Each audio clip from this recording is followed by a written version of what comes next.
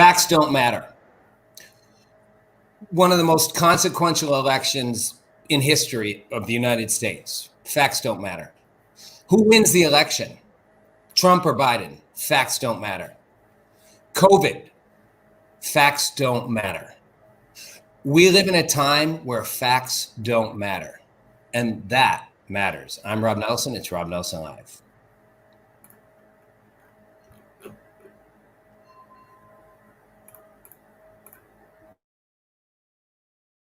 Meet Rob Nelson, talk show host. Because you got the 70s thing going there. My name's Rob Nelson. I used to have a talk show on Fox, a show on Fox News.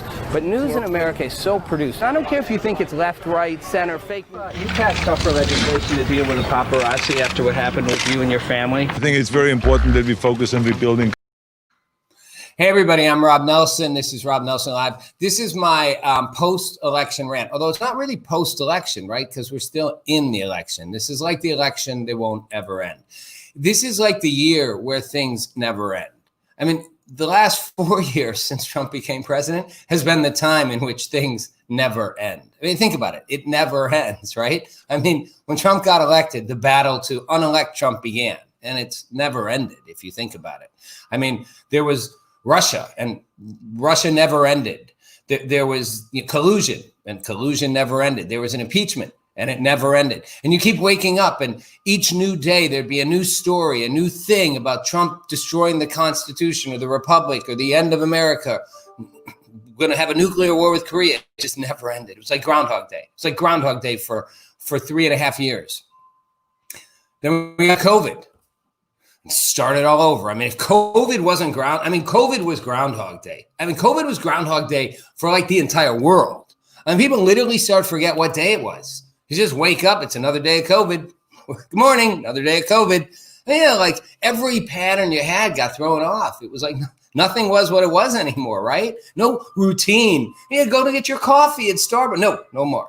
I mean, nothing was the same. And what became the same was I'm waking up to another day of COVID. I mean, you can laugh about it now. And someone's going to probably criticize me for making fun. I'm not making fun. I mean, I'm making fun of the time. I'm not making fun of the consequences for all the people who were affected, which is all of us, for the thousands of people who died, for the millions, and just in the US, for the millions of people whose lives have been irrevocably ruined because of lockdowns. Right or wrong for those lockdowns, whose jobs, whose businesses will never come back, for whole industries wiped out. I mean, that's not funny, but it is funny that we literally, you start, like if there was an apocalypse, right? You'd eventually you get to the point where you would start waking up and just kind of making jokes about the end of the world. You just start cracking jokes about it. Oh, another day with dead people walking around. Like, what you do? You make fun of it because it's so absurd and so depressing. But it did feel like Groundhog Day, day after day after day. And then finally, we got to the election. Okay, good. Finally, every 4 years, we get to this great moment where we vote. Well, first we have the debates. That was like Groundhog Day, the debate after the debate after the debate. Everything started to become so routine. We're so used to just, people stopped watching CNN and stopped watching Fox and stopped watching MSNBC because literally, I know liberals who couldn't watch CNN anymore because it's the same news every day. It was funny. I mean, I could literally turn on CNN at any given point in time over the last 2 years, certainly the last year, at any point in time. And I guarantee you, I could tell you, there's going to be a story in which Donald Trump did something and it's bad. He made peace in the Middle East, bad. Meeting with North Korea, bad. Economy's unprecedented job numbers, bad. Not wearing a mask, bad. Saying horrible things, bad. Whether it was good or bad, everything was like bad Trump, bad Trump, bad Trump. Let's bring people on, talk bad Trump. I was like, oh my God, literally, can I see another story? Can I have a different story? Thank you, Judd Dunning, for your comment. I'll get to that in a minute. So we get to an election which now seems to never end. I mean, the notion that the election wasn't going to be over Tuesday night really wasn't shocking to people. It was exhausting, but it wasn't shocking. Nobody's like, "Are you kidding me? Are you kidding me? We're not going to have an election result by tomorrow." No, everyone was like, "Yeah, it's going to be weeks, months, years. And Trump's made it clear. Trump's made it really clear. He's like, this election ain't over. And it ain't over when it's over.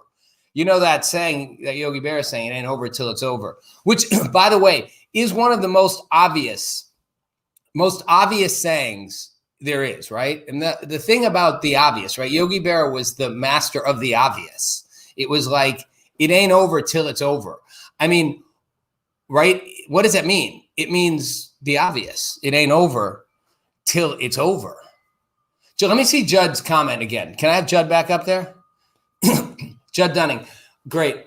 And Judd, I will address your comment in a minute, because what you're talking about is really kind of what I want to get to here in terms of the effect that this election has really had. But let's put it this way. Hey, and Crafty, do me a favor. Let's not keep comments on the screen for too long. Let's keep them on faster. I know we don't have as many guys. If you're out there, I love your interactivity. You know, I didn't promote this show very much. So please, if share it. If I forget to tell people to share it, if you're interested in what I'm saying, share it to other people. And then you can join in the convo, post your stuff up, get in the conversation with me.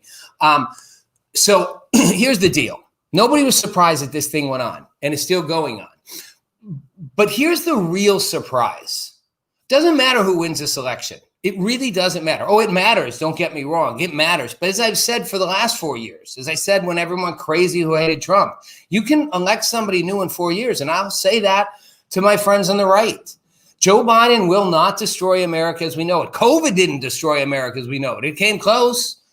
If Joe Biden's president, which it looks like he will be, in 2 years, if he does the things he says he's going to do, I promise you, in 2 years, Republicans do weed, right? Get high. Listen, it's not the worst idea in the world. Everybody maybe needs to get a little high, unless you're sober. Then not a good time to go off the wagon. But in 2 years, there will be a sweep. I mean, Nancy Pelosi better hope she's not Speaker of the House anymore, because they're going to sweep. Republicans are going to sweep Congress in 2 years if Joe Biden does what he says he's going to do. It'll happen. And in 4 years, if Joe Biden says he does what he says he's going to do, or if Kamala Harris does what she says she's going to do, since Joe Biden might not still be there. And if he is, he's kind of really not running things most likely. And that's not a nasty jab at him. Anybody who thinks Joe Biden's in charge, and give me a break. If you're in charge, you've got to act like you're in charge. Be like if I'm doing my show and I'm just never here. It's the Rob Nelson Show, Rob Nelson Live, but I'm never here. Occasionally, I stick my head in. The rest of the time, other people are talking, or there's just a screen behind you. You'd be like, well, who's that guy? What is he? No, it's my show. I mean, it's Joe Biden's show. Well, where's Joe Biden been? The basement? Yeah. COVID, you know what? You're running for the presidency of the United States. You've got a shield around you a mile wide. Get the F out there and meet the American people. No, he didn't do that. He didn't advance any great agenda. I'm going to have a coronavirus task force. Mandate this, mandate that. We're going to take care of this, and we're going to end fracking, but we're not going to end fracking. But we're going to have a Green New Deal, but we're not going to have a Green New Deal. And we're going to have Medicare for all, and we're going to take away private health insurance. We're not going to really take away private health. I mean, Joe Biden is about everything and nothing. He doesn't know what he's about. He's 45 years in the sink of the swamp, of the worst corrupt. And I don't mean whether he did deals. He's corrupt by definition when you're in that institution that long. Along with Nancy Pelosi, and I throw them all under the bus, along with Mitch McConnell. Yeah, Republicans may be happy how he crafted a legislative majority with judges and all that, but Mitch McConnell's the same. They're all in the deep. Joe Biden's not a leader. So 4 years from now, if whoever does whatever they're going to do, we're going to throw them out and put someone new in. So it's not the end of America as we know it. It may be a massive wake-up call. But here's what is not going to go away. For 2 years straight, since the midterm elections, you have been being told over and over and over by the media, by the bulk of that Donald Trump was so horrible, that he was so vile, he was so despicable, his actions were so bad, his policies so awful, his rhetoric so terrible, that he had not only damaged America, he had destroyed the soul of the Republican Party. He had alienated most Americans, except this tiny little base. They keep talking about his little base that seemed to lead 25, 30,000 people out to every single rally in COVID times in the freezing cold. Joe Biden, those massive 200 people rallies, I can get 200 people to a rally. So Again,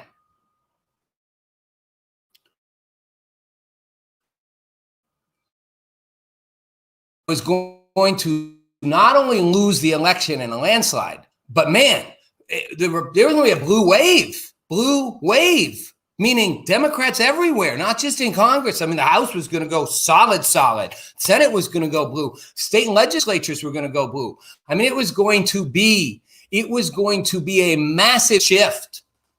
Massive. Do you ever look at an election map? You want to see the massive shift? What I see in the election map is a giant block of red that takes up the entire country, except for the very top and the very edges. That's a giant red block called America. Now, I'm not dismissing California and New York, but let's be honest. The number of electoral votes California and New York alone carry is huge. I should have my numbers. I don't. But it's what? Guessing. Someone can call me out for not knowing. Is it 70 something? I mean, it's enough that those two states alone put you practically a quarter of the way to victory.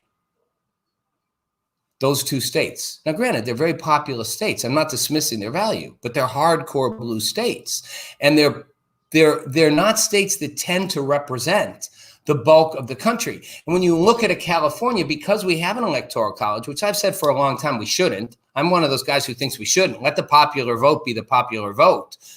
And by the way, don't think immediately that means Democrats would win, because they'd have to campaign a whole different way. You couldn't take California and New York for granted. You couldn't take two most populous states for granted. You'd have to actually win every vote, because every single vote in California counted. They called California 2 days before the election. And when they put the election returns up on CNN, Fox News, California was called. New York was called 8 a.m. in the morning. I hadn't even voted yet. There wasn't a question where they'd go. But those people actually voted. Just their votes, not enough to sway. But those are California is not all blue, just majority blue. But the middle of the country is pretty red. So what we saw was a massive sweep of red. And that should tell you something, because what the media told you, what the polls told you, was there was going to be a massive sweep of blue, because people hated Trump. And people were sick of it, and people hated what he stood for. I'm not, by the way, defending Donald Trump here. Anybody who watches my show knows I criticize him all the time. But I've got a bigger criticism. And that criticism is for most of the media and the social platforms. Because what they did is, for the first time in history, for the very first time in our history, we watched a media establishment. And by the way, guys, keep bringing in the comments. I want to get back to them. Jimmy Stock, I'm going to interrupt myself. Jimmy Stock asked if I could, Jimmy, where are you there? Let me grab you up there. Jimmy Stock asked if I could comment on the polls could be so wrong. And that's what I'm going to get to right now. And I'll tell you why the polls were so wrong, because the polls were wrong. For 2 years, there's been an effort to kind of drive this narrative that about America, about Trump, about people who support Trump, that they're racist, that it's a small number of people, that it's a tiny base. And the polls reflected that. And the media drove a narrative. So that the first time in history, for the very first time, we saw something that we've never seen before, which is the media and the social platforms got Joe Biden elected with a little help from COVID. The Democratic Party didn't really do it. And Trump would have won in a landslide if it wasn't for COVID. But think about it. They ran a narrative so strong, so persistent, that I even started to wonder if, in fact, most Americans maybe had just started to buy it. I didn't really think a lot of it was true, but did they just buy it? Were they just all bought in at this point? They weren't. But they told you long enough and hard enough that it started to affect things. And then the social platforms stepped in, the Facebooks, the Twitters, and they did something that has never happened before. What I said I thought I would never say when the title of this show was, I thought I'd never say that I believe there is an active conspiracy on the part of the mainstream left of center media and social platforms and the Democratic Party to dismantle the opposition. And it was an active conspiracy to silence anyone who did not say what they want. I don't just mean the Ben Shapiros. I don't just mean, like my friend Judd Dunning, the conservatives. I'm talking anybody who said anything that violated their narrative. So when we get to this election and this thing, you cannot say something. One of the top writers at the Daily Wire, Matt, I'm spacing on his last name, wrote a tweet in which he merely said, "It is my opinion." He said, the courts, this election should go to court, because anybody who looks at what's going on, you have to conclude that there is something wrong. You have to conclude that there is something wrong or something worth investigating. Okay, how is a tweet that says you have to conclude there's something worth investigating, or it seems obvious to me that there's something worth investigating and this should go to court? And for that, his tweet was censored. I'm using that one example because if you stop, whatever side of the spectrum you're on, if you stop and think about it, how could you not think that that's a fair comment to make? I think, my opinion, is that this should go to court. The legal process in which we in the United States adjudicate issues where there's a division, we go to court to sort it out, to sort the facts out, to sort the law out. I think we should go to court, our legal mechanism for resolving things, because I think if you look, there's enough going on that's worth investigating. And for that, you are censored for being factually inaccurate. Which part is factually inaccurate? The part that I think I have an opinion? The part that I think we should go to court, which is the legal process? Or the part that I think if you look, there's enough there to go to court? For that, he was censored? That would be like me saying, you know what? I think there's enough evidence here that, seeing what happened in this break-in, that the police should investigate this. And I think somebody might have to face some charges. I definitely think that's a possibility. No, because why? Because the crime didn't happen. But that's the level we've gotten to, that social media platforms have gone so far that they will censor anything that challenges the narrative. And by the way, try Googling. I tried Googling stories. I tried Googling stories on election post-fraud. I tried Googling that Candace Owens was suing Facebook today. I put yesterday, because she sued the fact checkers at Facebook. And you know what I got? I couldn't get it. I kept getting Candace Owens from like months ago when she originally attacked Facebook and was going to sue them. I'm like, wow, which part of today is not working? And after like 6 different ways of searching, after like 16 different things, I finally saw the Instagram post where she challenges.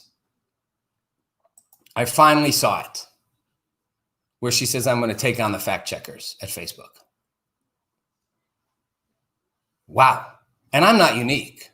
I mean, if you think the algorithms aren't working, Breitbart, you couldn't find stuff on Joe Biden. They block the search engines. They readjust them. It's not craziness. It happens. You will see the information they want you to see, and they openly and overtly censor. They censor the president of the United States. You can't, who made you God in chief of deciding what's true or not, Facebook? Who decided your fact checkers get to decide that my opinion, it's not mine, I'm speaking for the Daily Wire writer, that my opinion that something should go to court and be litigated, and there's enough evidence to at least have an argument in a court of law is not acceptable to you? But that's what it's become. Literally, you are being censored. Your opinions are being checked. Your ability to access information is being censored. And therefore, if you do not say what we want, the narrative we want, we will silence you. So why is this significant? How does this tie into the polls, and what does it mean for the future? Well, it ties into the polls because I don't think the polls were fake. I don't think they intentionally faked the polls. I think what happened is that basically you saw an oversampling because probably one of two things happened. One, I've never thought polling was all that accurate. And they, again, who answers polls? A lot of people weren't going to, a lot of pro-Trump people weren't going to even take the call to answer the polls. It's easy to get, the narrative became so popular, so reinforcing that you get social reward points for being in favor of Biden or being on a left of center agenda. Try saying something pro-conservative. Try say something anti-BLM. Try say something pro-Trump. You're going to get censored. You're going to get censored by your friends. You're going to get attacked. So I think people just like, I ain't in this. I ain't going to answer. I don't even think people were lying. I think they didn't even participate. How else do you explain such a massive offset in polling? And the fact that they wanted to push up those numbers. That's true too. There was a decision to push it up. I don't any longer think it was unconscious. I think it's conscious. I think there was a conscious effort. The media realized we can elect the president we want. We hate Donald Trump. He's come after us. It's personal. We are going to take him down. And they did, along with the help of the social media platforms. We're going to take him down. And we're going to silence voices we don't like. We are going to silence the conservatives. We're going to silence, again, when I say conservatives, it's not just conservatives. We're going to silence anybody and everybody who doesn't say what we say, who doesn't buy our narrative of how things are. So you can't even say the election, there's fraud. That's not allowed. No, there's no fraud. Fraud didn't happen. Nothing you say is fraud that happened. Oops, we got a little feedback in the studio. Nothing you say can be challenged. Lost my train of thought for a second. Because again, it didn't happen. That's scary. It should terrify you. It should really terrify you. I mean, it's gonna come back to get everybody. It never stops. It doesn't go away. It's not like, oh, now we're good. Eventually, they'll eat you too. Do you believe in free thought, in a free discussion of ideas, or don't you? Do you just want your side and only your side? I'm not stretching it when I say it's like communist China under Chairman Mao. I lived in China in the mid-'80s. It was the end of that era. But I mean, they literally just came in and, Mao changed the way people thought. Said you have to think this way. These are the new facts. These are the new rules. These are the new ways to think. People did it. But eventually the intellectuals who were part of it became a problem. So then suddenly all intellectuals were bad and all educated thinking was bad. And they turned universities into farms. And they had an agrarian revolution that became a disaster and a famine that killed millions and millions of people. Soviet Union, Lenin and Trotsky, same thing. But eventually they ate them up too. Trotsky got swallowed. Not to go in a deep dive in history here, but, But the reality is, hey, Frank Hageman, hadn't heard from you in a long time. Left would do anything to win now. All we had to do is make sure we voted and didn't use the U.S. mail. It's not true, though. Excuse me. I do think the left was willing to do anything to win. And I'm not picking on most people who are liberal or in the left. I don't think this is about the average person. The average person can, honestly, a person on the left of center can honestly hate Donald Trump and even dislike Republicans. And that's fair. But if you think this isn't coming to get you too, this is not me making a case for conservatives. It's making a case for the soul of the country. When you have I don't know how you can argue that the media did not perpetuate a nonstop message about Trump and Trump supporters, which clearly was proven wrong by the fact that half the country voted for Trump, unless you think literally half the country is racist. But it's not. Every one of you knows someone who's a Trump supporter, a good person, not a racist. They don't think he's a great guy. They like his policies. And nobody can argue that they vote. The number of people can argue they voted for Biden because they thought Biden was so great. You're lying. You voted for Biden because he wasn't Trump. Or maybe you thought because Kamala Harris would come in and be president. You didn't vote for Biden because he was some visionary leader. And Kamala Harris had 3% in the polls in the primary. And Biden barely struggled through. It was sort of a fluke that he ended up pulling it off. And nobody liked him in the beginning. So washed up. So don't tell me this was all about Biden's visionary leadership. It's not. Biden wasn't a JFK. Or a Lyndon Johnson, or even a Bill Clinton. No, it's just the guy who wasn't Trump. But here's the thing, I want to get some calls in. We got a couple people want to call, but I also want to get, I want to show a couple things about the fraud from Instagram. But here's the thing. What is going to happen? What is going to happen from this is big. And it's not what people on the left want. I'm warning you right now. The backlash to this is going to be fierce. It's going to be massive. And I'm going to tell you about that in a second. Bruce, can we pop up some of these Instagram things we have? Let me just show you a few things if you haven't seen them. And don't go, oh, that's made up. These anecdotal. It's not. Whether this means there was enough fraud to change an election, I don't know. But to deny there's fraud going on, to deny there's a concerted effort, I'm not buying Trump's thing that necessarily he was ahead and all of a sudden he's behind because it's all fraud. think part of that's because he was behind, because all of a sudden the mail-in votes came, more Democrats voted mail-in, and Democrats knew that would happen. That's why they wanted more mail-in. But certainly there are blatant examples, multiple examples of fraud, and the media doesn't want to talk about them. And they want you to talk about them. They're going to censor tweets that talk about them. And that's what should concern you, not who wins the presidency. Trump's probably gone. The Trump effect is not. That's the point. Bruce, let's watch a couple of these Instagram clips.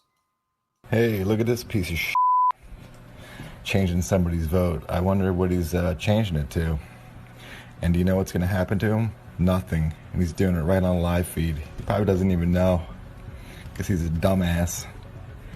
And apparently, if you post this on Twitter, they block your account. They lock you out of your account for suspicious activity.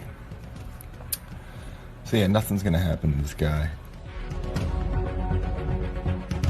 All right, let's do the next one.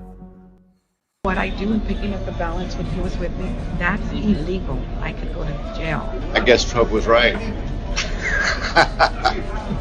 I'm sorry. About doing shit illegal? Yeah. They all said he was full of shit. Oh, hell no. Okay, that's two. Two again. Stuff. Check this last one, the one Bruce just had up there. Put that one back up, Bruce. That's a great one. You see the guy actually marking a ballot. I'm wondering what's going on here. This dude has a fit about something. He throws the ballot out. Watch this. He does his stuff, and he crumples up the ballot and throws it out. And he keeps going, and he's going to crumple it up now and throw another one out. He's clearly agitated. He's annoyed at some of these ballots. Now, I don't know what's in his head. I don't know what he's seeing, but I know he's going to crumple up a ballot and throw it out. Don't like that one. Bye-bye. Next clip. Again. These are election observers. Go ahead, Bruce. You can play it. Those are election able to watch. They're Republican election observers being removed from being able to watch. Good. Right. They're clapping every time. I think it's in Pennsylvania every time, or Michigan, every time the election observers are removed so that they can't watch. Okay. Certainly makes you question the part. Is it the part? You're allowed to be a partisan vote counter, I guess. But I mean, you got to question when the whole team is stacked one way. We got one more, Bruce, or is that the end of our little list of just sample randoms? Oh, this one I like. Look at this guy marking this stuff up. Now, I know he's marking. It looks like he's taking an SAT test. Looks like he's taking his, his like exam. He's filling in the blanks on something. I don't know. Is he voting? I'm not sure. He's an election checker. I don't know. Maybe you're supposed to actually mark a whole lot of things on it. I don't think so. Someone could correct me if I'm wrong, but that's what he's doing. He's marking stuff up. Okay, we got one more, or is that the end of our little fun list of random stuff? This wasn't enough. In Antrim County, ballots were counted for Democrats that were meant for Republicans, causing a 6,000 vote swing against our candidates. The county clerk came forward and said tabulating software glitched and caused a miscalculation of the votes. Since then, we have now discovered that 47 counties use this same software in the same capacity. Okay. Antrim County had to hand. So what do these show? They don't prove some massive vote fraud. They show lots of examples of what appears to be election malfeasance, fraud, or incompetence. You could argue, well, so a bunch of votes got counted wrong for Trump and the machines used in all the same things. Just happened to be that way. Same way it just happened that Hillary's phones got all cleared. Just things always just seem to happen when they're against the right. It doesn't prove it. It doesn't prove it was intentional. But it certainly has to make you wonder. People, you hear countless. There's so many examples of people saying they were pushed to do things, mark ballots a day earlier, redate things, mark things, check things, bags of votes appearing. It's enough to make you wonder. Is it enough to switch the election to Trump? I don't know. That alone is not what cost Trump the election. But if you're honest, what cost Trump the election was not just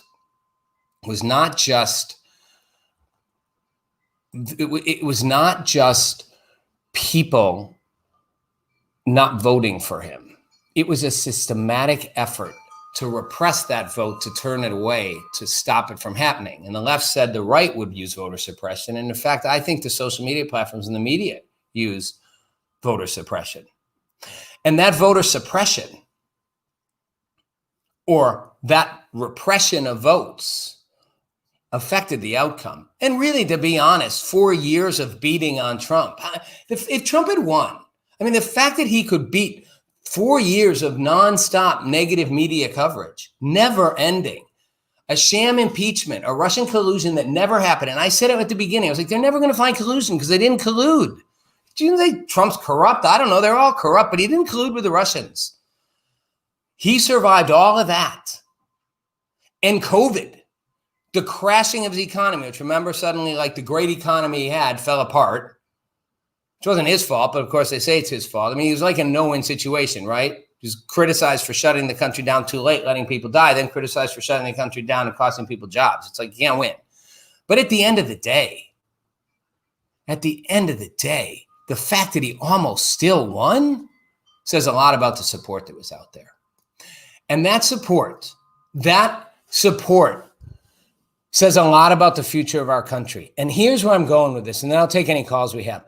The ultimate thing that this led to is not who wins, Biden or Trump. And again, I started this out saying facts don't matter. They don't. Facts don't matter. Palantir stock soaring, says Catherine Day. I'm not sure what Palantir stock is. Someone can tell me. Catherine, what is Palantir stock? The fact is that so many people, despite all this, still went red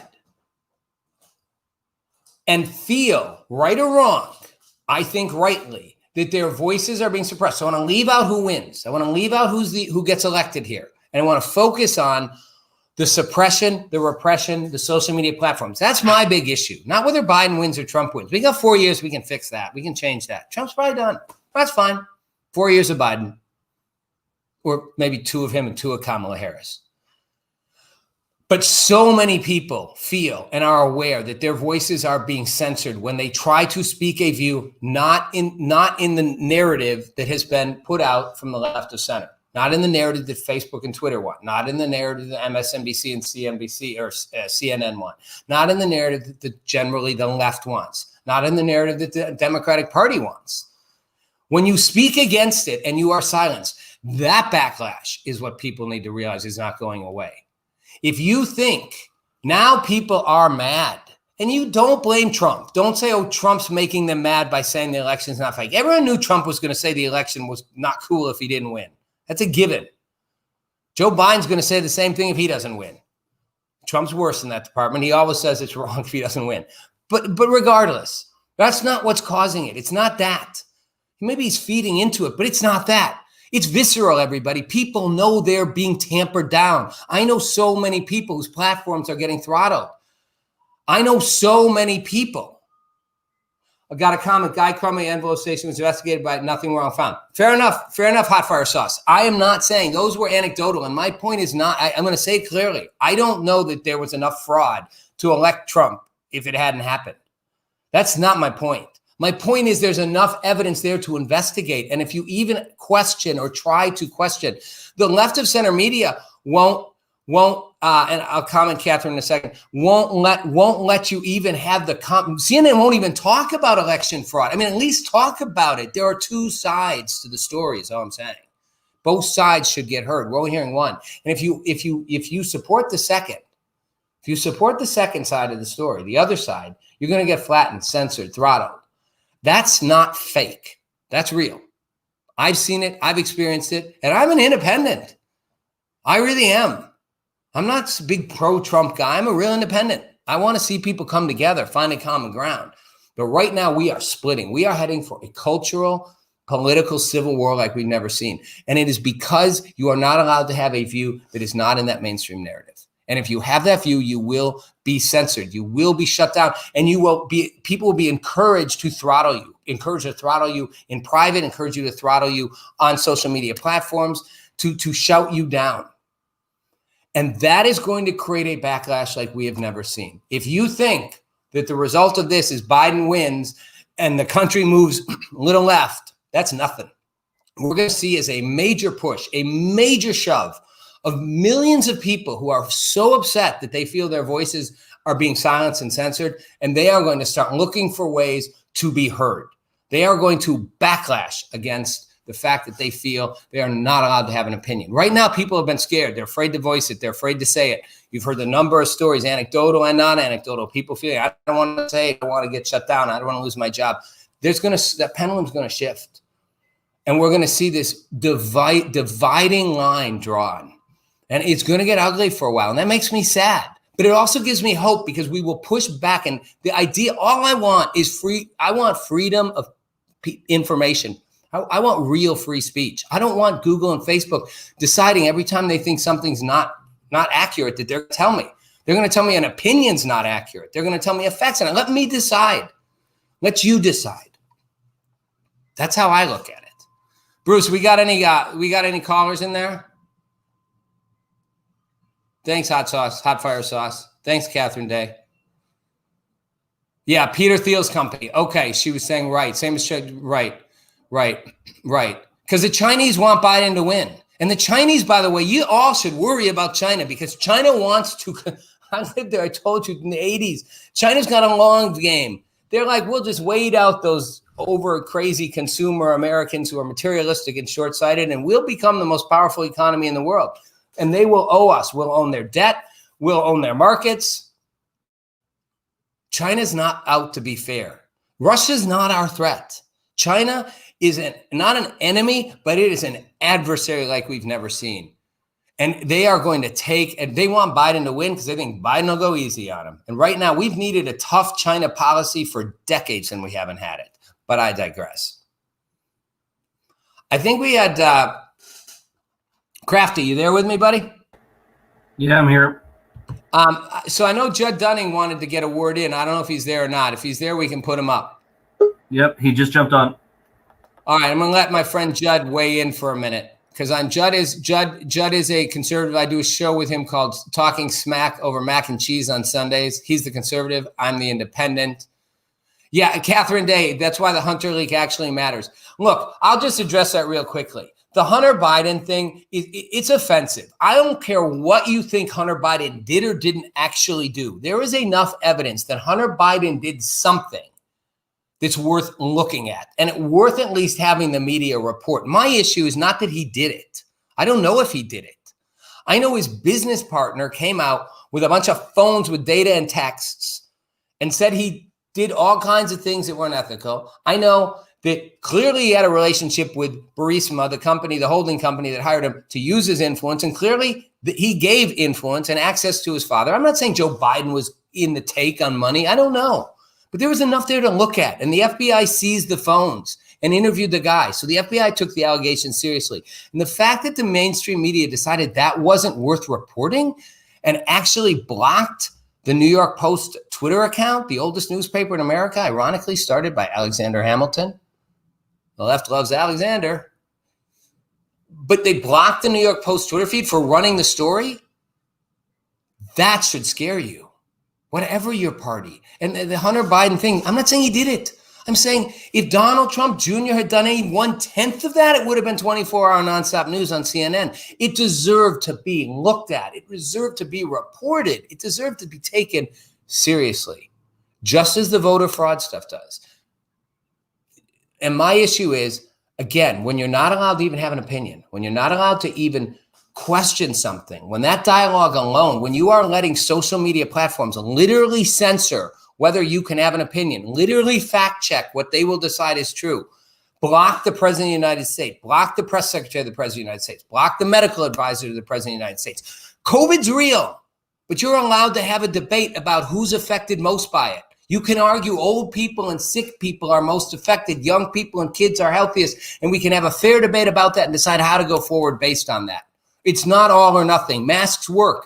Maybe mandates are good, maybe they're not. But at this, you can't have it. You can't literally, the fact that that gets silenced, that's somehow not science.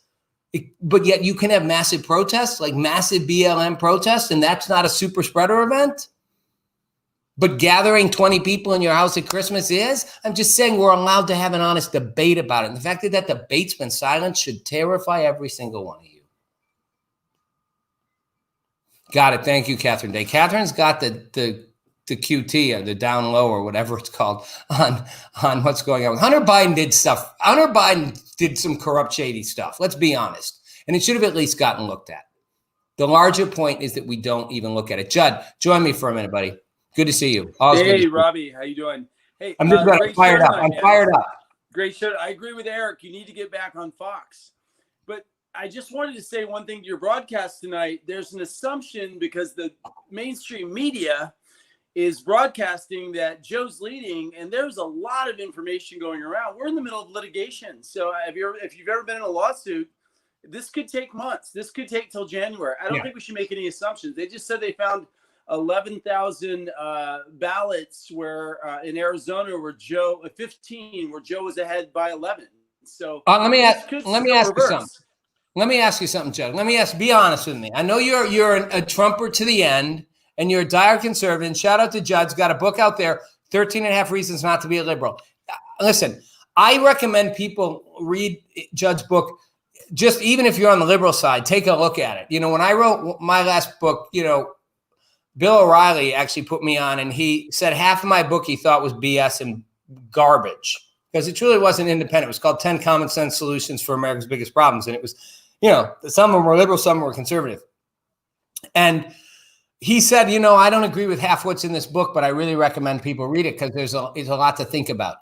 And Judd, thank you. But I just want to say, so, you know, again, Judd has a case he makes about why he thinks conservatism makes sense in America, but not to talk about your book the whole time. I just want to give you a shout out. My question to you is, I sometimes feel like the Trumpers, like, do you do what Donald Trump does? You sort of dig in the stake and you hold on and go, we're never quitting. We're never quitting. You know, it's 49-0. There's 3 minutes left in the game. You know, it's a football game. It ain't over yet. Like, it's sort of like, are you doing that a little bit? Are you doing a little bit of, you know, it's lost, but we just won't admit it. We're holding on to whatever thread we can. We're going to have litigation. We'll drag this out. Or do you honestly think there's a chance that Trump could somehow win this? And again, even they're going to find fraud in some of that, but it's not enough to, unless they literally didn't count tons of votes that were being counted after that were legit mail-in votes.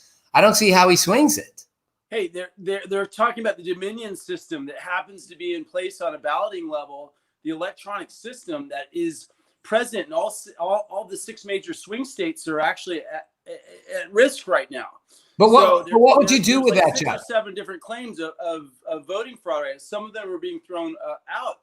But what would you buy enough time to really figure this out? But here's what I want to say. Here's my question. Let me interrupt you. Wait, I want you to finish, but I want to just say what I'm asking is that ship already sailed? I mean, I'm not saying that's not true, but what remedy could you do other than say revote in those states? Have we been here before? I mean, hanging chads was a different situation, right? Who knows what the courts could demand? Maybe we have to revote. Maybe we have to recast. I don't think Trump's going to let up easily. But I will say this about your show, which I think is great tonight, which is you're talking about where has our society gone, the greatest democracy essentially in the world, where we can't track a free election process. What are we, a banana republic? I mean, is this really happening? This is shocking. I mean, I think a lot of people are relaxed because the Senate still is sitting with the Republicans. So we have a split. The markets are relaxed. The Supreme Court is split to the other side. So we're all okay. We're not being overrun. But this is such a serious, greater issue. And you're taking that on tonight. But I'm going to say this. Hang on till the very end, because this could fall into Trump's court. Too many people are calling the game. Media is involved in the game. Big tech is involved in the game. You're nailing everything. So you gotta play it all the way out. This is the coach. This is the coach show. You're the coach who's literally like, we ain't out of it yet. Look, my bigger point is, I don't think it matters. I don't think it matters who, you know, I don't think it matters, Judd, who wins. I mean, I know you do. I know a lot of people on the left do. I think the bigger issue is not whether Biden, and I'm going to say it again, who's ever president will have an impact. But the beauty of the American constitutional system is in 2 years, you can replace most of the legislature. I mean, the entire House of Representatives gets reelected every 2 years. Your quick civics lessons, if you don't know, everybody. The Senate's every 6 years. Those seats stay longer. Every single 2 years, every single member of the House of Representatives, you know, every single one of them, all 435, go up for re-election. You could literally throw every one of them out. You could literally elect an entire party if you wanted to one. And that's a beautiful check. And then 2 years later, you can elect a president. So we do have the power to actually reset things if we want to. And there's enough votes out there. That's one thing I want to be clear about. Whoever wins this is a pretty close vote. This country is pretty evenly divided, 50-50, no matter who wins this. Half the country voted for one side, half for the other. So, Judd, my thing would just be that the bigger issue is what we do going forward. And what we do going forward in light of the fact that these large social media platforms, these are really dangerously manipulating the system. But look how much look at your base right now. Your followers, like 4 or 5 of them, are jumping right on top of what I'm saying. I mean, we're bubbling. Right. What right. you know is 70 million people who got red pill, as I posted earlier. What's right. going to happen to that passion? Let's say Trump is gone. What's going to happen to America? I mean, he's awoken a movement. Conservatives used to lay low and be conservative. Now we're not. I mean, even if Trump goes, I don't think we're going to go silently into the night. So, well, no, I agree with you. We're holding hope. We're holding vigil. People are praying outside of Nevada right now. There's big prayer vigils. People love this guy. You never know. The divine has intervened in America before. Right. Well, and Judd, I guess what I would say is, you know, the bigger, again, you're a conservative. You're going to hold on to your conservative ideals. You're going to hold on to, you know, your faith in Trump and the whole deal. To me, the bigger issue, I'm going to repeat it, is not whether red or blue wins. It's the manipulation. Peter Anthony, thank you. Nice to hear from you. Manipulating the system. It's the manipulation of the system that scares me, because that has consequences. And that's why I think it's going to take a citizen movement to fight back, because they will keep manipulating. What this proved was Jim Stock's comment earlier, how can the polls show up? What this all proves is that they will run a narrative that goes one way, and voters reacted against that. Whether Biden wins or Trump wins, half the country voted for each. The half that was, but only one half of it was marginalized. The Biden half was made to seem much bigger, more powerful, much louder, given much more room. The Trump half was shrunk, condensed, criticized, condemned. So that half of the country is going to have the opportunity to react. But if they are still being censored and pushed down, you know, the process I'm talking about is actually threatened, not by who wins the election, by the repression of the ability to actually have opinions and views that don't fit that narrative. That's how totalitarianism strikes. Well, I never thought I'd see us coming toward totalitarianism, but I'm not saying we are. I'll jump off after this, Rob, but you brought this up earlier in the show. I don't think Biden is going to be challenging big tech. I don't think Biden is going to be challenging collusion and fake news. I mean, Trump was a unique, destructive force. Right. I felt liberty was being defended. Maybe it was chaotic. Do you think that Biden is actually the one who's, if he's signing off on his son's laptop, which has some real merit in being buried immediately in front of our public, will he be the one to protect our liberties? I don't think so. No, I'd agree with you. I don't think so either. And the one thing I always loved about Trump was he was a bull in a china shop. I hate both parties. Anybody who watches me knows I distrust both parties. I think they're both corrupt. I think they're both institutionalized, that are jammed in there, and they hold on to power, and ultimately they hate each other, and then they shake hands and move on because they share their little power base. They don't really care about the American people as much as they care about themselves. They're elites in their own fashion. I distrust most of the media, most of the traditional media.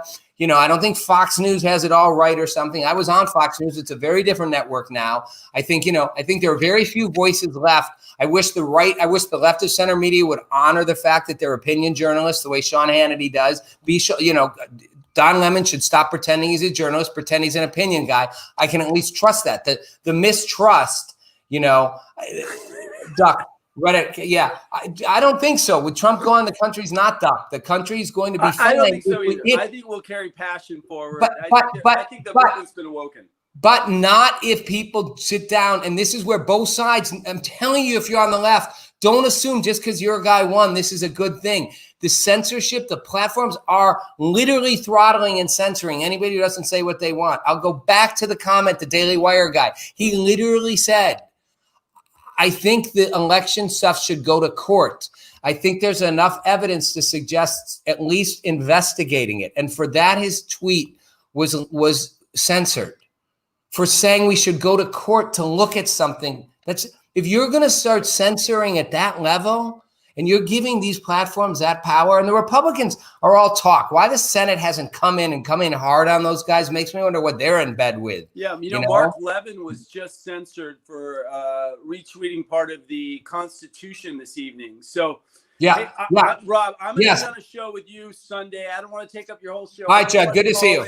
I got to wrap it up anyway. It's always good to hear from you, Judd. Great to see you, I need to get more callers in. We got to get our number out to more people. It's not a number, it's a link, because I'd like to have some of you get in. So if you're on Reddit or Instagram or Facebook, Crafty, put it out there so they know how. There's a link, and we're going to make it available.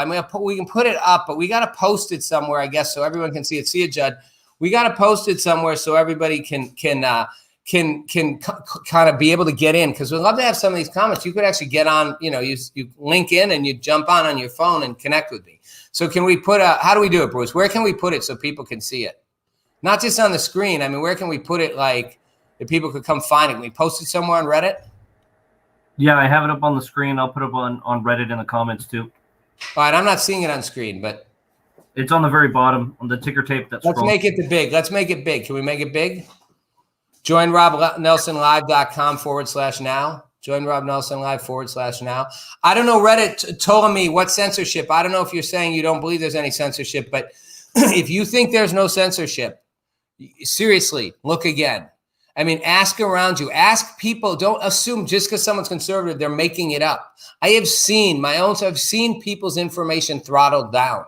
Mine, other people's. I'm giving you examples where people are being censored. Heck, Candace Owens had her GoFundMe yanked because she was supporting a guy who said he thought people who were protesting were idiots. You're allowed to think protesters are idiots. You're allowed to think Trump protesters are idiots, and you're allowed to think BLM protesters are idiots. Justice Ginsburg, by the way, the late Justice Ginsburg said, this is a fact the media loves to leave out. Go dig it up. Google it. This may still show up. Actually said that she thought people who knelt during the national anthem, players who got on their knees, took a knee, were idiots. She used the word, they are idiots.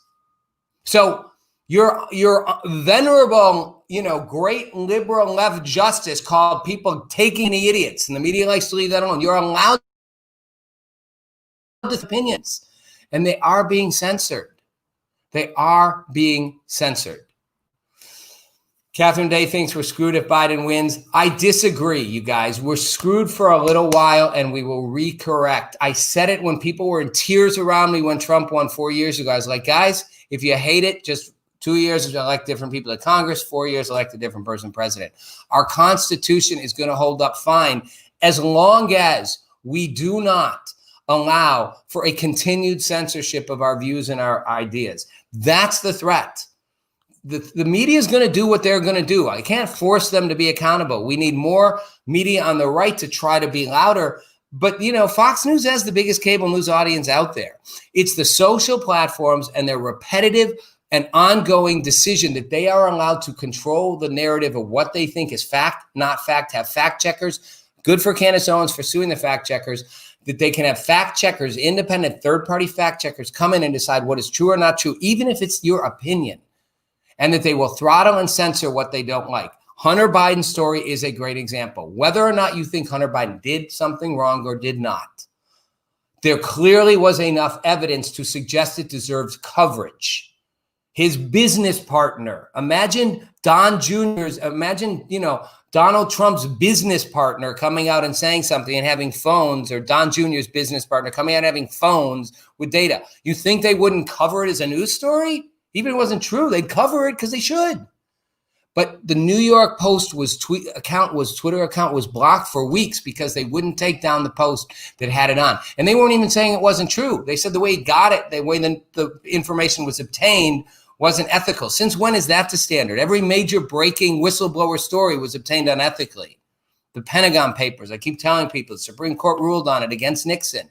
You can't switch sides because your party affiliation switches. It's got to be you can't switch gears when it's the other party. I hate that about how people on the left and the right, they always trade roles when it's not, when their team's in a different part of the camp. It's like, no, same rules have to apply. The censorship will kill us, and we need to stand up and move and act against it. It's really, thanks Dan Griego, it's really, really, really important, everybody. This is bigger than any party, any politics, any left, right, Democrat, Republican. If you care about this country, and most of us do, you gotta care about letting everybody have the freedom to express themselves and their opinions. Look, I've argued that even extremist opinions should get expressed. But even if you're going to say the extreme shouldn't, censoring mainstream opinions because they don't fit one side's narrative is dangerous. And it could be literally the death knell for democracy. We got to pull. And I trust millions of Americans right now are going to rise together, pull together and be like, we want our voices heard. We are going to get heard. Join in, be part of that, let voices be heard. Even if you don't agree with them, be part of the fight. You know, the left, you always call on the right to like do the right thing. Remember how many times I heard people on the left saying, you know, Republicans should do the right thing and be against Trump. Okay, I want to make a call to the left right now. Do the right thing and be for it. Don't pretend that it's not, that things aren't being censored, because they are. You can see it. It's clear as day. The examples I gave you, they don't even hide that they're being censored. They're saying they're justifiably being censored. Fight against what's being called justifiable censorship. Almost no censorship is justifiable. Almost any censorship is the beginning of the end for free speech. I'm Rob Nelson, something to think about.